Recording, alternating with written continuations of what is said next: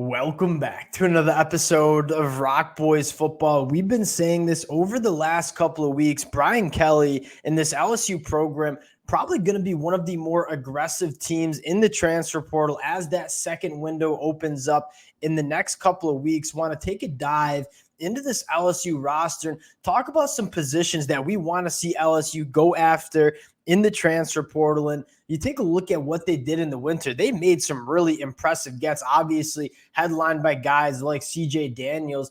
But I think it makes sense that LSU wasn't necessarily as aggressive as we thought they were going to be, because I think Brian Kelly, his emphasis and his focus was trying to get this defensive staff in place. And now that you do have a defensive staff that we all feel extremely comfortable about, I mean, now you see that defensive staff dig into what they have on this roster during spring practice and then get aggressive in that second portal opening. We want to talk about some positions that I think would be really good adds for LSU, and we'll obviously keep this updated as we see some names that enter the transfer portal, but want to stick to just some positions that will be a focus for LSU before we get into it. And as always, just want to say thank you to you guys. A massive shout out to the LSU fans, whether we're talking about coaching changes, what they did in the transfer portal, what they're doing on the recruiting trail. Y'all continue to show a ton of love, a ton of support to the fellas. Cannot thank you guys enough. If y'all do enjoy the content, consider subscribing to the channel, but much more importantly, would love to hear some of your positions that you would like to see LSU go after as this spring portal window opens. And without further ado, let's get into this one. And on the offensive side of the football, we do not have many questions about this LSU team in an era of college football where it seems like every single Power 5 program wants to get offensive linemen in the transfer portal. You're seeing LSU sit back and say, for my money, this is probably the best offensive line that you see not only in the SEC, but in the country. LSU's in a real luxury spot where they don't need to go get really desperate for offensive linemen in the transfer portal. The wide receiver position, absolutely loaded. If there was one position group that I would talk about maybe adding really just some depth on the offensive side of the football, it is going to be in that running back room where you just want to see a couple more bodies that you trust. Obviously, Josh Williams been in the program. Caleb Jackson, for my money, the best running back on this LSU roster. I think he could be one of the better running backs that we see in the SEC. You have Caden Durham coming in the summer. You look at that running back room, you look at the goals that LSU has.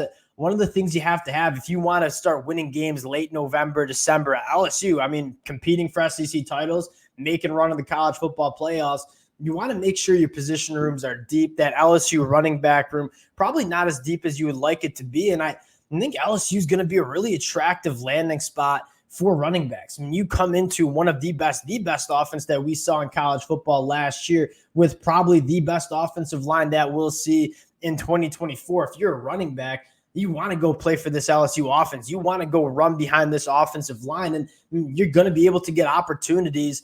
That's a position that there's a lot of talent that comes into the transfer portal. I don't really question whether LSU will be able to land a running back if they want to, but outside of that, on the offensive side of the football, not many question marks that we have now.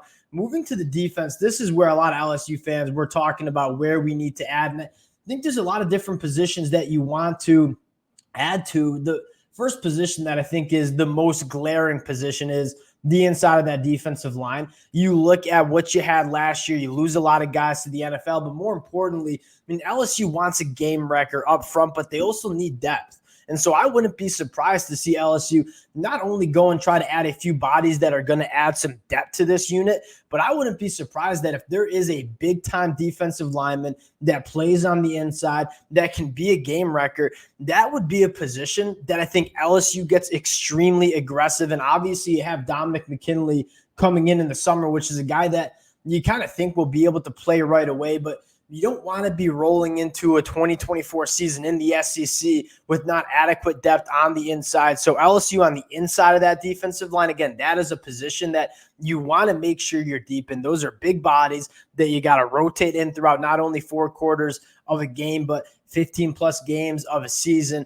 That's where LSU probably wants to add. You look at the edge rushers, and Again, I think this is probably a position group that I like more than the inside of this defensive line. I think Braden Swinson was really, really good for LSU last year. You have Savion Jones, who I think probably kicks on the inside, or we see him play a decent amount on the inside. You have a young guy in Deshaun Womack. You have Harold Perkins, who I think will get involved as an edge rusher at times.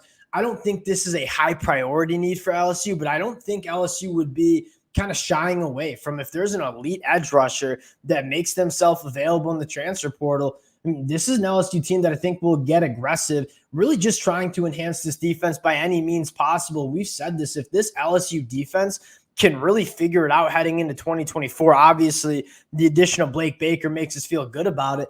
This is going to be one of the most dangerous teams in college football, because that offense, yes, you probably see somewhat of a drop-off because you lose some real studs, but not that much of a drop-off. This is still going to be one of the better offenses that we see in the country.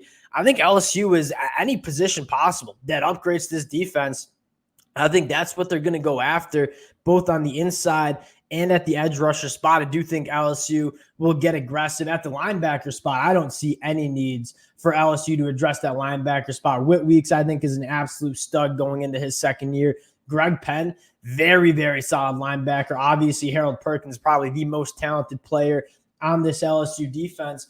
The last conversation I want to have, and again, another spot that if you're LSU, you want to see them get aggressive in the portal, is in the defensive back room. But I want to specify on kind of the kind of players that I think LSU should go after, right? You saw LSU kind of take some flyers on some guys like Denver Harris last year, who we knew was super talented, had a really high floor, but was largely a big question mark. It didn't really work out. That LSU secondary kind of paid the price.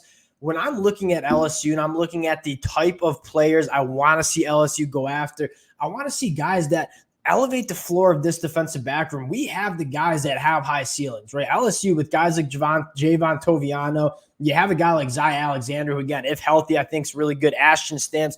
There's young talent that I think has a lot of upside in this LSU secondary room. The big question that we have is we want to see that floor get a little bit higher. So I know a guy like Des Ricks was really popular for LSU fans in that first portal opening. Yes, I would never argue to not bring in a guy like Des Ricks, who is extremely talented. But if I'm LSU and I'm looking at the kind of players that I want to bring in this defensive back room, I want guys that you've seen play a lot of football. That might not necessarily be the top 100 draft pick that Des Ricks or Denver Harris kind of have the ability to be. But I'm probably putting more of my stock into the guys like Jordan Gilbert, who's played a lot of football at the SEC level, has shown that they can kind of elevate this floor of that LSU secondary room. Those are the names that I'd be focusing more on, as opposed to the young, high upside kind of guys. And again, any talent that you can get into this defensive back room, you're certainly going to take. But I think if I'm LSU and I'm Brian Kelly and I'm Blake Baker, and I'm looking at guys that really are going to elevate the floor of what this LSU secondary room can be, because we said it, I mean, this LSU defense does not need to be a top 10 national defense in the country.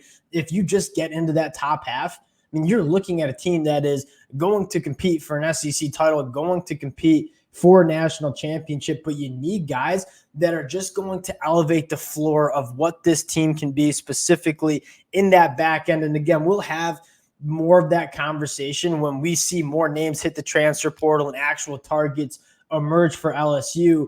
But right now, I mean, I think you're really set on the offensive side of the football. Maybe just add a running back on the defensive side. You're still looking to really add talent both on that defensive line and in the back end. We'll continue to kind of cover this and talk about it when names start hitting the portal. We'll leave it at that. Appreciate you guys rocking with the fellas. Again, if y'all do enjoy the content, consider subscribing to the channel. Appreciate you guys, and we'll talk to y'all later. Peace.